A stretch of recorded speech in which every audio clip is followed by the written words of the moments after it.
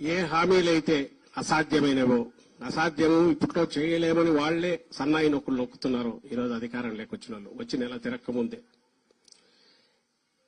రాష్ట్ర ఆర్థిక పరిస్థితి ఘోరంగా ఉందన్న వాళ్లే మరి తెలిసి ఎందుకు అలాంటి అసాధ్యమైన హామీలు ఇచ్చారనేది సమాధానం సంజాయిషి ఇవ్వాల్సిన వాళ్లే అసాధ్యమైన హామీలు ఇచ్చి ప్రజలను 14లో ఎట్లా మోసం చేశారో మళ్లీ అదే రకంగా మోసం చేసే రీతిగా మరోసారి దానికి అప్పుడే శ్రీకారం చుట్టారని నెల తిరక్క ముందే అర్థమవుతోంది. నిన్ననే చంద్రబాబు నాయుడు గారు మాట్లాడుతూ ఈరోజు చూశాం పత్రికల్లో, ఇంత ఖాళీ అవుతుంది అనుకోలేదు ఖజానా అంటున్నారు. అన్ని ఇప్పుడే కావాలని అందరూ ఆశపడుతున్నారు, మరి కష్టమయ్యేట్టుందని చెప్తున్నారు. మరి 6 నెలల ముందు కూడా ఆయనకు తెలుసు ఇదే సంగతి. ఆ హామీలు ఇచ్చేటప్పుడు లేకుంటే లక్షల కోట్ల హామీలు ఇచ్చేటప్పుడు ఏ రకంగా ఇచ్చారు? ఇదే హామీల్లో ఒక 10% ఇచ్చినా జగన్మోహన్ రెడ్డి గారు సరిపోయేది కదా అని అనేవాళ్లు కూడా ఉంటారు.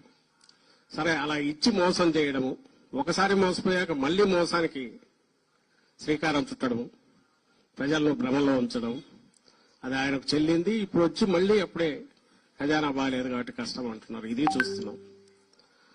మరోపక్క ప్రజల కోసం రాజకీయ పార్టీలు పనిచేస్తుంటే ఓటమి రాజకీయాల్లో గెలుపోటములు సహజమైనప్పుడు ఆ రోజు జగన్మోహన్ రెడ్డి గారు గత 5 ఏళ్లలో తన పరాని చూడకుండా, కులం చూడకుండా, ప్రాంతం చూడకుండా, పార్టీలు చూడకుండా అందరికీ ఒకే అర్హతే ప్రామాణికంగా ఆయన సంక్షేమ పథకాలు కావచ్చు, ఇంకోటి కావచ్చు ఇవ్వడం, రాష్ట్రాన్ని మొత్తం ఎన్నికలనేవి రాజకీయాలనేవి ఎన్నికల వరకే ఉండాలి, తర్వాత అవి ఉండకూడదు అనుకున్న నాయకుడుగా ఆయన వ్యవహరిస్తే ఈరోజు వచ్చిన రోజు నుంచి రాష్ట్రంలో అరాచకం ఎట్లా సృష్టిస్తున్నారో, ఒక రావణ కాష్టం ఎట్లా చేస్తున్నారో, పని కట్టుకుని వైఎస్ఆర్ కాంగ్రెస్ పార్టీ కోసం పని చేసినా లేదా ఓటు వేసిన వాళ్ళని కూడా వదలకుండా ఎట్లా దాడులు చేస్తున్నారు, వ్యవస్థ మొత్తం ఎట్లా నిర్వీర్యం అయిపోయిందో అది కూడా గమనిస్తున్నాం.